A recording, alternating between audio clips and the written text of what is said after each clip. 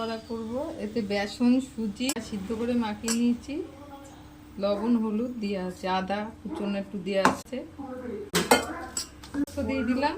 এর মধ্যে বেসন আছে, সুজি আছে, লঙ্কা, লবণ, হলুদ, পোস্ত কুচনো একটু ভালো করে ফেটিয়ে দিয়েছি কড়াইয়ে। করা ফুলকপিগুলো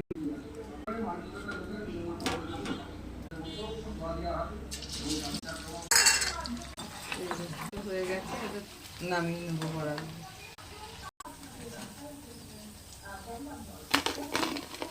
বিট লবণ দিয়ে দিলাম উপর থেকে একটু। এগুলো ফুলকপির বড়া হয়ে গেছে। আমি